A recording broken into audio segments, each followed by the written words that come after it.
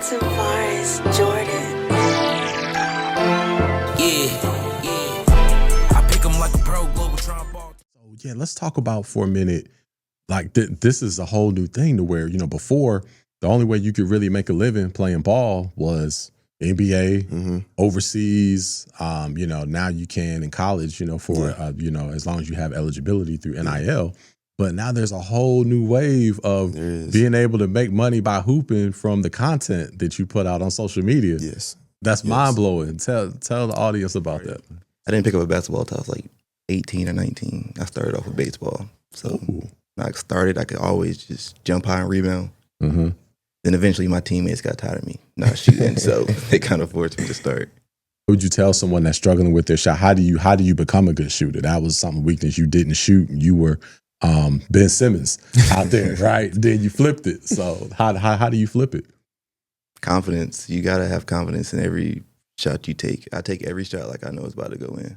Defense, it gets you far. You're right. But it can't, they can't always have you on the court if you're not scoring the ball as well. No. So I feel like after high school is really when I built up my confidence to score more. Yeah. Like to actually go look to score. Right. And put in the work, honestly. You have to put in the work. Yeah. I'm next up. I'm next up. I got next. I'm next up. I'm next up. I got next. I'm next up. I'm next up. I got next. I'm next up. I'm next up. I got next. Diego and Derek, the dynamic duo, the son and the father from picking the pros. After 3 seasons, they got you believing it takes it they make, but they got other goals. Ain't it refreshing? Spot up and coming talent to keep you on your toes. Ain't it a blessing? See the future potential in someone else. All right, ladies and gentlemen, welcome back to Next Up, episode 6. We are here with our guy Zeke Evans from Ballers Unite. Ballers Unite is a basketball organization, a basketball movement that's taken over parks, taken over the world, from our guy who started this in high school and is just a few years removed and is just starting a basketball movement that we're excited to share with you today. It's a whole new way to hoop. Ladies and gentlemen, welcome to the stage. And next up, Mr. Zeke Evans. How you doing, my man? I'm doing good. How about you? All right, doing great. Good, Thanks for joining me and Diego here today. Yes, sir. Yes, sir. Yeah. So you have a very inspirational story that we can't wait to get to today. And I know Diego has some great questions for you as well. But we're going to start. We're going to break the ice here, man, and just want to talk about a couple of off-topic things, man. First, and who's your favorite NBA player of all time? It's gonna be kind of debatable, not gonna lie. Okay. I'm gonna say best, most like influential. Definitely Curry. Oh, Curry. Okay. Yeah, definitely Curry. I ain't gonna lie, but I am a big Bron fan though. But I give it to Curry because of just the way he changed the game over the time. Okay. Yeah, he did change the game. We won't hold Bron against you, so don't worry about that. It's all good. No, I'm just being funny. But yeah, Curry is a man. No, Diego, that's your guy. That's my guy right there. Yeah, for sure. So, okay. All right. I like that. Can't go wrong with Curry. All right. Yeah, so when you're on the road, you need a bucket. What's your signature move that gets the crowd hype? Most of the time, whenever I'm on the road, I'm usually coaching. Okay. And usually I let my guys, they be the ones that be getting the buckets and everything. I'm not going to go out to you. 9 out of 10, I'm telling everybody to give it to like 2 players, which is either JT or either Fred. And then their signature go-to move, 9 out of 10, JT, he got a scoop layup that he go get like 99% of the time. And then Fred, he just likes to shoot. Okay. He just likes to shoot. So he just likes to shoot. And then so that's like low-key just a quick little jump shot and then like a little scoop layup. Yeah. Yeah, I like that. Yeah, man. Now you can really shoot. Like if your go-to move is a jumper, like just to shoot it, then you got a lot of confidence, man. Because most people, they trying to get to the rim. They trying to let me get something, easy. But yeah, that says a lot. Okay, so man, you've been to so many parks, you hooped at so many different places. So I'm sure this is tough for you. But what's your favorite park to hoop at? Whenever I first started, it was Municipal Park in Clayton, because of course that's my hometown and everything. Yeah, that was like the one for real. But then I started going to Raleigh, and I found about Bailiwick Park. Yeah, that like takes the skill to a whole nother level because of the fact that just like a cover over the outdoor court, right? And then like with the goals that let down and stuff, you can't really beat that because if it rains, you still can hoop, right? So that's like the court I would say that's like I feel like it's the best outdoor. But then too, like if we talk about environment wise, whenever we went on the road and we went to Charlotte, like shout out Charlotte because Reedy Creek was a crazy park. It's a crazy environment and everything. People was like, they was hyped about the games. They was waiting for us to get there. Oh, nice. So like on the road, definitely Reedy Creek and Charlotte. But here around hometown, I give it definitely to Bailiwick and Raleigh. Okay. All right. Bailiwick. Yeah. Been there with you before, so definitely familiar with that. Got to check out the one in Charlotte, though. I got to check that out. Yeah. It's a whole different environment, man. Yeah. So, yeah, the covering of the court is a game changer because I know weather is a big component when you're trying to go and hoop outside. So that's a big issue. And then also wind and whatnot. So that cuts a lot of that out. Yeah. Have you ever seen a court that's outside, but then, because, heat, dead of heat, nobody wants to be hooping at 2, 3 o'clock in the afternoon. Are there any that have like huge fans or anything blowing or anything that you've seen or noticed? So Bailiwick does have those too. To be honest, if you're a hooper, you go dang near hoop no matter what the weather is. But Bailiwick, they try to help out with the fans a little bit. Yeah. I feel like it low-key makes it a little bit hotter. Okay. But they try. They at least try and everything. So at least, we give them that compliment and everything for trying. Yeah, I love that. I've always felt that because growing up, there weren't as many, for me, I'm older, there weren't as many indoor, gyms that you could go play at. So that was the only option that we had was to play, outside. And I always felt that it helped my jumper. Because if you can shoot outside, then you can for sure shoot inside. It's like once you get inside, it's like, oh, this is easy. So I really felt that, hooping outside, helped my game overall. Yeah, of course. Because them double rims, man. Them double rims, get your shot right. Dude, yeah, you better switch that thing. Yeah, got to. What's one celebrity or influencer you would like to see pull up the Ballers Unite? To be honest, like, the thing is, most of the people that I would say, I didn't find some way to contact them or some way to partner with them in future events I got coming up and stuff. But I would just say, until it actually happened, I would say Devontae Frigga. Because he's one of the people that I really watched growing up, just build up from ground zero and turn it into what it is. Or low key, if we talk about more a younger side, Ken Wilder with RWE. That would be a good little future collab and stuff. Let's get into your story. Let's get into your journey. Man, just tell us how and why, you started Ballers Unite. Just kind of take us back to the beginning. Okay. So I was only a junior in high school when I first started it. I had I knew physical wise, I wasn't really in shape to try out for the team and everything. So what I had did was, instead of really, I low-key took the lazy route. So instead of trying out for the team, I was just make my own team and everything. And then as I did that, I also realized along the way that it was kids that still had the dream to hoop and everything, but they couldn't really hoop on their team because they didn't make cuts. So dang near, that's where my team Ballers Unite really established for real, because it was okay, these kids still want something to do. They still want to be out the house because kids don't want to sit in the house all the time. Right. Especially if they love hoops. And then just because they don't make cuts don't mean that they have to give up basketball. So dang near, I told them hey, come hoop with my team. And then we started hooping in the old gym during lunchtime. And then after that, it caught on to the point where even the kids that was on the basketball team, it was oh, we having a lot more fun over here than we is with practice and their normal team and stuff. So it really just started as a little joke thing of being lazy, and then now it's at where it's at today. Wow, man, that's an amazing story. And you're just you just graduated high school. Just graduated in May. Man, that's wild. Yeah, you are very mature beyond your years, man. Yes, sir. So Thank you. Start this, and big shout out to you. So how did you decide what parks to take over, and what's the vibe, when you guys roll up? So whenever we decide which parts to take over, what I mainly did was I did a little research. I tried to reach out to connects that I know from that city and stuff. And then I give a big shout out to Adam and Angelo from Texas. They got me some crazy connects within flyers and stuff. Okay. And then as they did that, I really didn't think people was gonna reach out at first. I really had some doubts on this tour. But whenever we posted that flyer, it went crazy, man. Everybody started reaching back out to us. And then that's whenever I started building really crazy connections in Fayetteville, Charlotte, some connections in Raleigh that I did really knew that they already had organizations.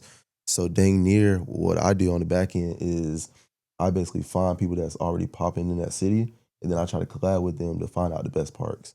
And then whenever I do that, it kind of just goes from, okay, well, if I know they already got pool in their city, then we might as well just collab, and they might as well just help me out at that park, and then we just make something go from there. Right. But I would definitely say it's all about connections at the end of the day. Because if you're not from there, then you can't really give no rules or authority. So you kind of got to find somebody to give you that, like, okay, thumbs up, to basically go to that park and be like, okay, the vibes is there and everything. Yeah. Right. Yeah. I could see that. Yeah. So, man, did you see it getting to this point where you're taking over parks and traveling and all that when you started? To be honest, no, because I started off just with like kids. And it was just like a little teen thing, jokes and everything.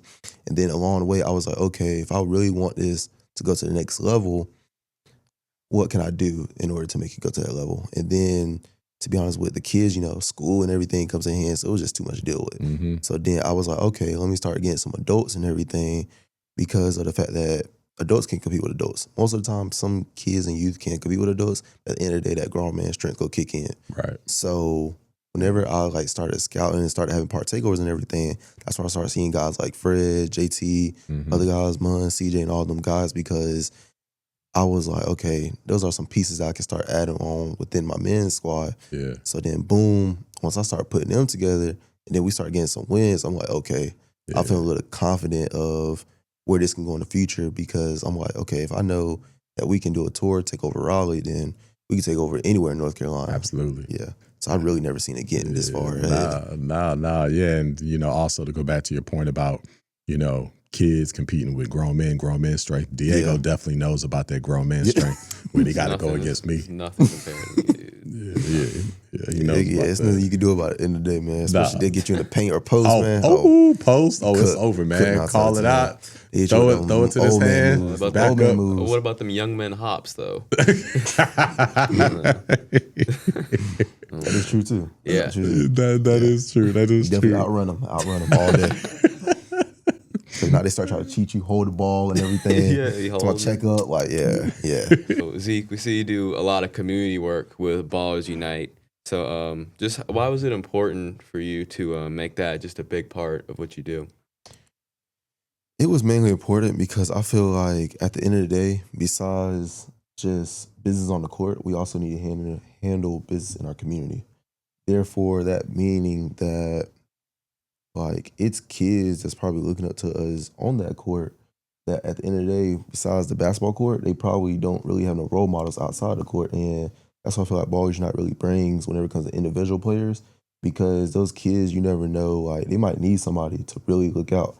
And I feel like that's where it can really play a hand with the young men and adults that I have within my program, because they can be that role model anytime. And then besides just that, like, it's nothing, like, it's totally free to get back to your community and do stuff for the community.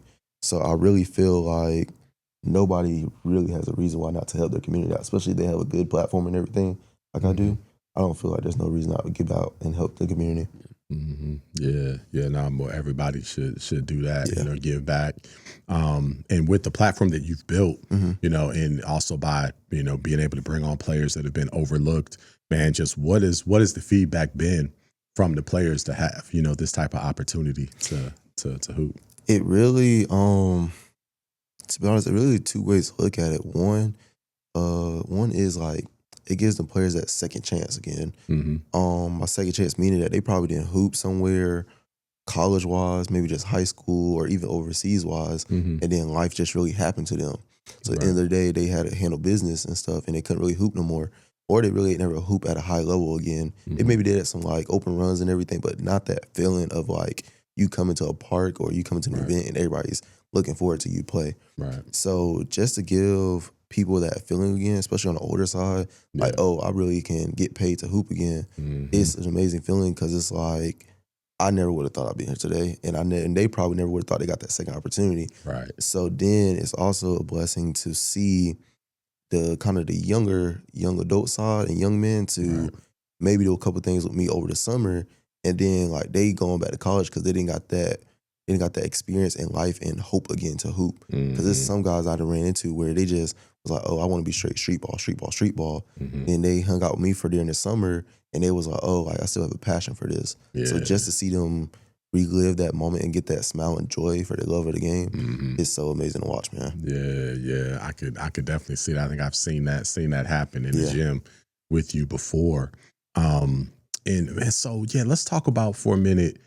Like this is a whole new thing to where, before the only way you could really make a living playing ball was NBA, overseas. Now you can in college, for as long as you have eligibility through NIL. But now there's a whole new wave of being able to make money by hooping from the content that you put out on social media. Yes. That's mind blowing. Tell the audience about that, man. So really the main thing before you even think about doing content, I would say if you're hooper wise is either A, make sure you're really competitive, or either B, if you're not that much on the competitive side, make sure you're very entertaining. Because at the end of the day, in the YouTube scenery of hoops, it's nothing but just entertainment. Because some people, like, I don't think they really realize how hard content can be, especially whenever you're hooper wise. And then to be honest, like, just because you go out there and you get a couple buckets, that's not going to make people want to watch it. So you really got to give people a reason and a way to watch it. And it's kind of, you got to think and translate that to the NBA or college or whatever. Main reason why those guys getting paid and everything, because they're entertaining to watch. Therefore, if you really know how to build that platform yourself, or what makes you stand out as an individual person, it's got to be something. If you're not getting the dubs, then you got to be very energetic. It has to be something that stands out about you, make you very unique. Therefore, once you do that, it's like, okay, it makes people latch on to you easier, because especially if that's your natural character, it's like, okay, like this dude, this how he is on the court, this how he is off the court. And then at the end of the day, that's where the money starts to come in, because it's like, oh, they start building their own platform, start getting the followers and gains and everything. Then, that's when the sponsors and people start reaching out to be like, oh, we really like this guy. And then to the point where he don't even have to get a lot of wins. As long as he's just that entertaining, sponsors will reach out to you quickly.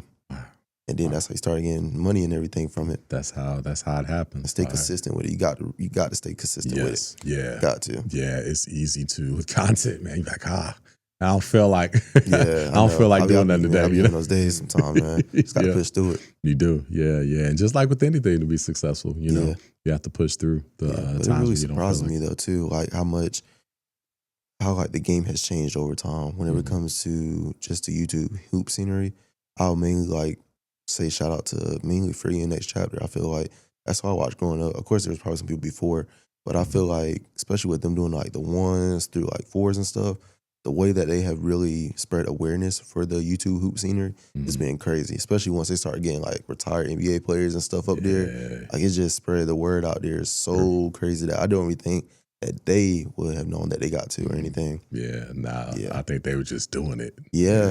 Just out of the love of it. And then look at where it's at now. Which is what you did.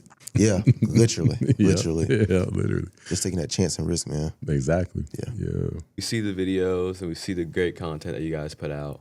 But what's just the grind behind making those videos?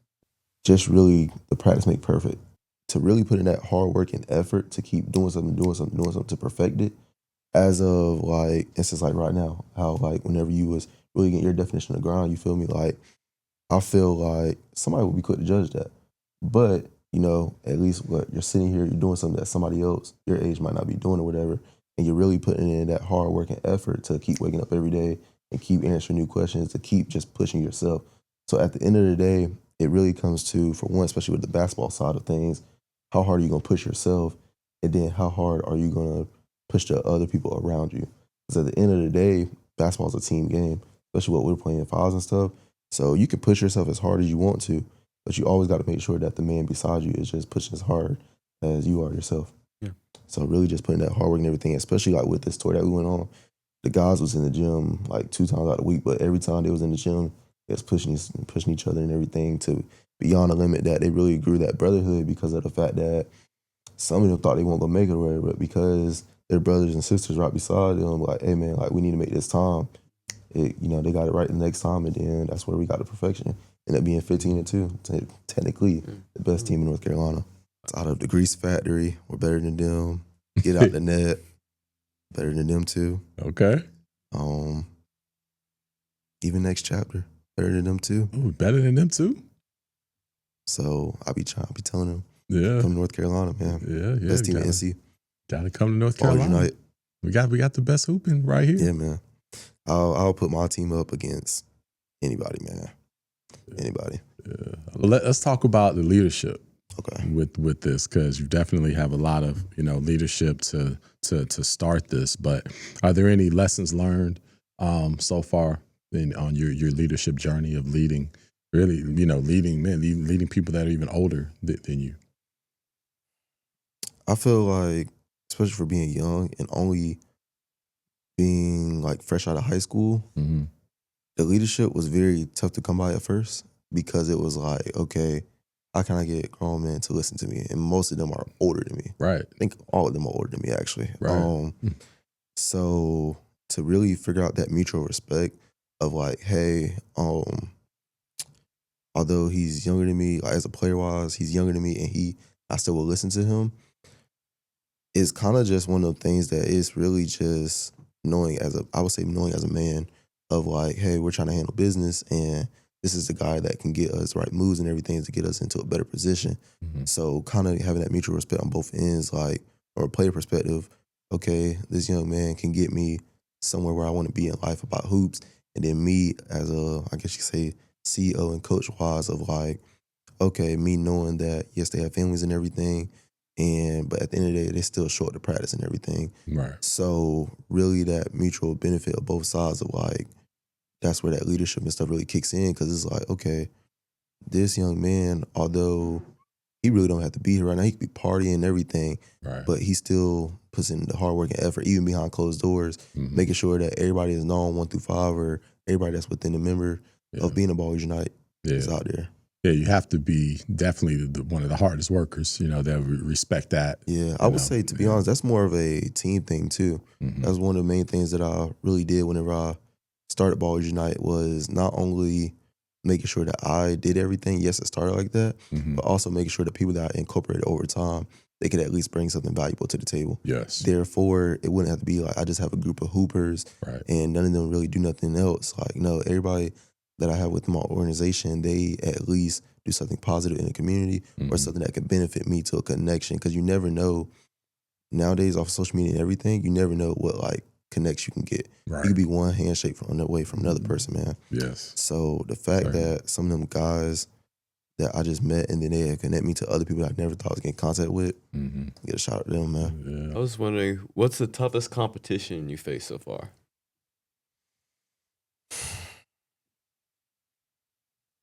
Starting out, it was definitely on grown man. Mind you, I had a younger team, so they of course had the skill and everything, but they never really had the IQ.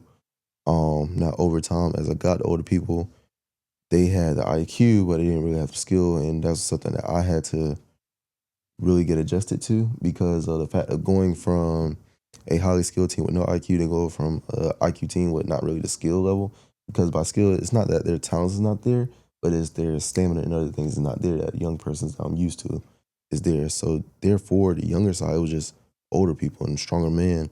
But now with having a straight men's squad and the team that I have today,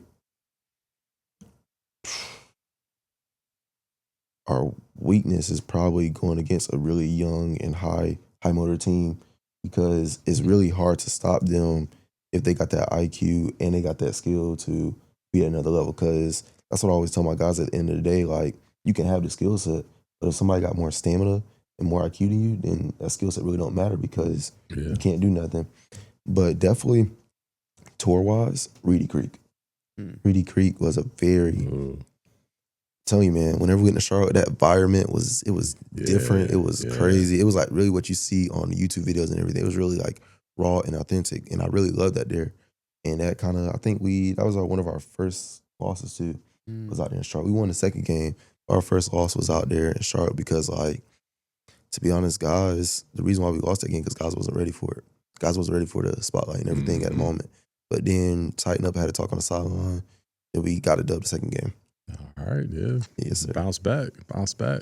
typical, Raleigh Clayton style, had the rep. So man, what was the most, and that might be it, what was the most memorable moment so far? To be honest, just like this come from a home perspective, just being with the team, being with the guys, being able to get the tour buzz, and then traveling from city to city, having fun, singing, rapping, doing all of that, and then pulling up the parks, like it becomes memorable because for one, it was like first tour. So I feel like first tour is always gonna be memorable for everybody that starts off. Yeah, and then just really hitting the road with those guys and then competing, and then just seeing at the end of the day, I feel like I did my job as being like a CEO because I seen everybody smile, man. Everybody had at least one smile on their face, no matter what, the whole tour. So those, and then park-wise I was just saying going to a park, and even whenever we went to Greensboro, our first stop, seeing kids come up to us, want our autograph and everything, that's very memorable because I was like, I never would have expected me to get here nowadays. Of a kid coming up asking to sign his wristband and everything. Right. Like it was crazy, man. And then also giving out, whenever we went to Charlotte, shout out Kim because he was one of the Next Chapter guys that helped me give out book bags. So we had 25 book bags that we was giving out to kids in the community. And merchandise, also shout out Hoop Culture because they had gave me about like $500 worth of merchandise to give out to different kids and everything. And they didn't mind it as long as it just came back to the community. So we went to Charlotte. We got the kids pencils, book bags, lunch boxes, merchandise, and everything. And it was just seeing those kids smile from like getting that products and materials. Because what I realized, even when talking to Kim, is some of those kids, they ain't never got the chance or had the opportunity or even had the parents to get those resources. So that's like their bread and butter right there, making them smile and stuff. Yeah, it makes a difference. It makes you realize, like, wow, this is bigger than myself. It's bigger than basketball, man. Yeah, bigger than basketball. Yeah, great point. Yes, sir. So what's next for Ballers United? Are there any upcoming tours or events that we should know about? I'm working on something. I got something in the vault doing with some very famous people. Probably go work on a ones event, man. I really try not to touch it because other people has that going on. Like I shout out Get Out the Net, run by Coach K. He's really putting Raleigh on the map right now because he's really getting that ones and threes scenery. Also shout out to Grease Factory, him too. So that's really why the main reason I don't do ones. But if it came down to it, I really love to do a ones event. But if not that, I most definitely would love to go and work on another tour. Try to do like a little state-to-state tour. Okay, yeah. So therefore prove that we not only the best in North Carolina, but prove we might be the best in Florida, might be the best in Texas. Just go around, man. Prove that we really belong to be in this YouTube scenery. I love that. Nationwide. Yeah, nationwide, man. Yeah. Well, we're going to get you out of here on this, man, before we bring up your Hoopers, man, Fred and JT. Man, just what's your message to, that person that's, dealing with rejection? You turn rejection into purpose, man. So what's your message to someone else that's dealing with rejection? Never give up, man. Never give up. That's the number one thing. And just because somebody tell you no, that doesn't mean that somebody else will tell you no. Therefore, you might hear no from that coach, you might hear no from that person that you want to partner with really bad, but try reaching out to other people, man. Because at the end of the day, you got to get out your comfort zone. I got to know from a couple people, and I just had to go find the next option. And sometimes that next option ended up being better than the first person I tried going for. True. So really just get out your comfort zone and don't take no for an answer, man. And then dream big, because that's one of the really things. One of the most things that people was telling me is just being young and starting this, like, man, you ain't gonna never get this nowhere. Like, you need to get you a real job. You need to go to college. And like, all of that is true. That's some people's past, but for mine, I feel like it wasn't mine. So dreaming big is one of the main things because if I wouldn't have dreamed big, I wouldn't have got to where I am today and running this and everything. So I just feel like just dream big and just outdo your limits, man. That's very powerful, man. Yes, sir. That's powerful, man. I am proud of you, Zeke. Yes, sir. Man, Thank you. Thank you for rolling up. We got a lot more to do. So, man, we're just getting started, my man. Yes, sir. Let's get started. Cool. Well, we're going to bring up two of your Hoopers, man, Fred and JT. So thanks for letting us talk to them, and we'll see you very soon. Yes, sir. Thank y'all for having me today. All right. Thank you. All right. I'm next up. I got neighbors. I'm next up. I'm next up. I got neighbors. I'm next up. I'm next up. I got next. I'm next up. I'm next up. I got next. Diego and Derek, the dynamic duo, the son and the father from picking the pros. After 3 seasons. All right, ladies and gentlemen, I am here with the one and only Fred and JT. What's going on, y'all? How you doing? How you doing? All right, doing good. Thanks for joining us today. Of course, thanks for having us. Yeah, so Ballers Unite Hoopers. So I got to start with the obvious. We go one at a time, man. Tell us, man, how'd you meet Zeke? How'd you get involved with Ballers Unite?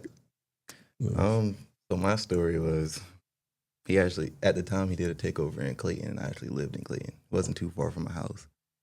And I had some friends who wanted to go hoop anyway. So we ended up going to his takeover. I think we beat him like 7 games before they finally got us off. And then after that, he asked me to come try out, and the rest was history. Nice. I feel like I first seen Zeke. I was hooping at another park takeover, and he had came and talked to me. And then after that, we just stayed in contact, and like I said, the rest is history. Yeah, rest is history. Rest is history. All right. So, man, so Fred, man, tell us about anything. Do you remember that game, that park takeover in Clayton? Yeah. Yeah. Were you dominating? You doing your thing? Yeah, I think he actually had a team out there. I think he went through 2 teams to try to beat me. Oh, dang. They were just subbing people in. Like, yo, we got to get these guys off the court. I love that. Well, I want to talk about your game. So, JT, man, let's start with you. So, how would you describe your game? I would say it's a little bit a combination of speed and finesse. Okay. I'll say that. I can be very passive, but if we need a bucket, then I can also go get a bucket at the same time. Go get it. Yeah. All right. I love that. How about you, Fred? Yeah, I'm the opposite. I'm very slow, just take my time with it, and then eventually stuff is going to open up for me or my teammates. Yeah. So it's like, I think I heard before when we were talking, was it Carmelo? Was that out of a comparison, or was that Zeke? Did Zeke say that? That's what Zeke would say. Okay, that's what Zeke was saying. Yeah, that jab move. Okay, I can see that. All right. Man, so let's talk about just on the road, park takeovers and whatnot. Man, is there a place where y'all have to stop if you on the road? Chick-fil-A. Yeah, I'm about to say Chick-fil-A. Chick-fil-A, that's the that's the go-to. That's That's the go-to spot right there. What's the so that's the go-to stop? Is it go-to pregame meals? Anything you got to have before you hoop? Half sweet tea, half lemonade. A half and half. Yeah. Okay, half and half. All right. Got to, yeah. Okay. I don't really eat before games. It's mainly like after games. After. Yeah, I can see. I'd be more like that. Yeah, more like that. Anything after that you looking for? Whatever. Just you starving at that point. So yeah, you ready to go. All right. Let's see I didn't prepare you for this one. Who's the neatest and who's the messiest on the road? I hear some noises from the audience here. I'll definitely say he's the neatest. Yeah, probably. Yeah, probably. Yeah. All right. We're gonna protect the messiest person. We're not gonna call him out. All right. We're gonna protect the guilty. Okay. What about music? What do you listen to getting ready, or is there music already kind of there playing during the takeovers, or what's the vibe? I feel like before games, I like Big X or Big Evo. I don't even know those rappers from down south. Yeah. So I like to listen to that before games to get the blood going, get me hyped up and stuff like that. So yeah, I like that. Yeah, I would listen to a lot of pop music before games, like Benson Boone, Katy Perry, stuff like that. Okay, all right. Let's switch it up. Yeah, I was more mellow because the actual game would get me hyped. So I try not to get so hyped and try to kind of calm down a little bit. So yeah, I can definitely see that. So let's see. We talked, man. So what's your message just to other ballers out there, man, that's trying to do what you do? I feel like there's always an opportunity out there. You just have to go get it. You have to actually want to go get it. Mm-hmm. You can't just say you want to do something and don't put any effort behind it. Right. So I'll say keep pushing. Don't give up. Yeah. Yeah, to piggyback off what he said, nothing out here is going to be given to you. So as long as you putting in the work and working hard for everything you want, you'll eventually get it. Yeah. You might not get every opportunity that arrives, but you'll get your opportunity. Yeah, your opportunity. I love that. Man, so talk about, man, so how'd you guys build on your game? Like, how'd you get the type of game that you have? You know, what was your workouts like? Was there anything that you did? Was there a weakness that you had that you then turned to a strength? Just kind of tell me a little bit about how you built your games up. My weakness was actually shooting. Now it's like my main focus of my game. Mm-hmm. When I first started, I didn't pick up a basketball until I was like 18 or 19. I started off with baseball. So when I started, I could always just jump high and rebound. Mm-hmm. Then eventually my teammates got tired of me not shooting, so they kind of forced me to start. Okay. So I want to stay on that for a second, and I want to get to you, JT, but because a lot of people are like, man, I'm struggling with my shot. So what would you tell someone that's struggling with their shot? How do you become a good shooter? That was something weakness. You didn't shoot. You were Ben Simmons out there, right? Then you flipped it. So how do you flip it? Confidence. You got to have confidence in every shot you take. I take every shot like I know it's about to go in. And you also have to get the reps in, no matter what. You just can't show up to a game day and expect 10 shots to go in. Mm-hmm. You got to practice. Fascinating topic, but is confidence more important than mechanics? For me, I would say so, because growing up was pretty hard. So I didn't have a lot of stuff the other kids had, like the new shoes and stuff like that. I wore one pair of shoes. Those were my gym shoes, school shoes. Wow. So confidence was everything for me. Yeah. Okay. That's fascinating. So JT, man, what's your answer on that? I feel like growing up, I was more in the smaller guard size. So I mainly focused on defense when I was growing up. Defense and my passing. And then, like it's been said, confidence made me become a better offensive player. I feel like after high school is when I really started focusing more on offense because defense, it gets you far. You're right. But it can't, you know what I'm saying? They can't always have you on the court if you're not scoring the ball as well. No. So I feel like after high school is really when I built up my confidence to score more. Yeah. Like to actually go look to score. Right. And put in the work, honestly. You have to put in the work. Yeah, you definitely have to put in the work. Yeah, and the defense, that's great. You got to have it, like you said, but especially as you're not one of the better players, then that's the main thing people are preaching. Like, okay, well, at least play defense, play hard, rebound, do those types of things, be a good teammate. But ultimately, the offense kind of gets you to another level. So speaking of the offense, man, what about dribbling? Now, I assume that, you can handle the rock and whatnot. How did you become the dribbler that you are? Honestly, I'd get in the gym early in the mornings, before school, after school, work on ball handling, go to my parks, play a lot of games. I feel like I played a lot of games. I feel like it's a lot of, like you said, repetition. Like you have to actually work, and it just can't be one-on-one by yourself. Like I feel like having a lot of people to go against. Cause I'm from Houston. Okay. So coming up here, I didn't know any of the hoopers up here. So then I feel like meeting all the hoopers up here, like everyone has a different game. Yes. So you just gotta see how your game matches up against their game, no matter where you go. So yeah, I can definitely see that. Let me get you guys out of here on this question here, as far as just improving your game. So there's a lot of skills training out there now. People are going to camps and trainers and all that. And that's great, but then there's also the adage of, man, just get out there and play. Find groups and play. What's your take? What would you advise a kid to do that's trying to get better? Is it just go find places to hoop, or is it more skills training, or how do you become a better baller? I feel like it's a little bit of both. Yeah. I feel like you use what you learned in the skills training camp or whatever you went to, the one-on-one sessions, whatever, and then you translate that into the 5-on-5 or going outside to go hoop or going to a gym to go hoop with other people. Yeah. Because I mean, you need that. You need to go against a live person. You can't just always go against a cone. Right. Cones, I mean, they don't move, so they're just there. Exactly. You know what I'm saying? Actual people that are actually gonna follow you, they're actually gonna play for real, especially if they don't know you. Yeah. So Yeah. I feel like it's a little bit of both. Yeah.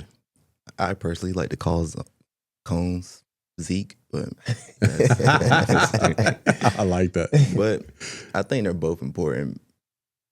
Skill training isn't available to everybody, so if it's available to you, most definitely do it. But it's also important to like mix it up. Just don't always play basketball when you got training or a game. It's better just to go and see where your game at against people who doesn't study for you or is unorthodox. So, so what's I said I was gonna get you out of it. I got one last one. My bad. Bear with me, man. Good. To bring it back to Ballers Unite.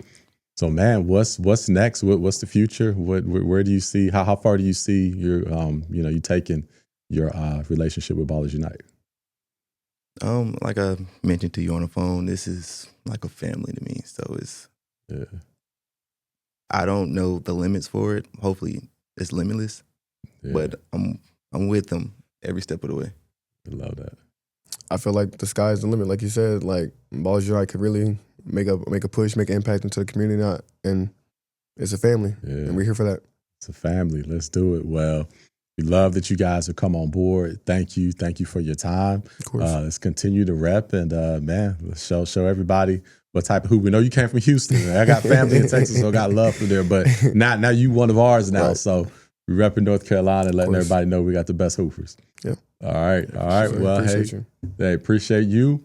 This is episode 6 of Next Up. We will see you next time. Until then, make sure you like and subscribe. See you next time. Pick 'em pros. I'm next up. I got next. I'm next up. I'm next up. I got next. I'm next up. I'm next up. I got next. I'm next up. I'm next up. I got next. Diego and Derek, the dynamic duo, the son and the father from picking the pros. After 3 seasons, they got you believing it takes it they make, but they got other goals. Ain't it refreshing? Spot up and coming talent they keep you on your toes. Ain't it a blessing? See the future potential in someone else. I'm next up. I'm next up. I got next.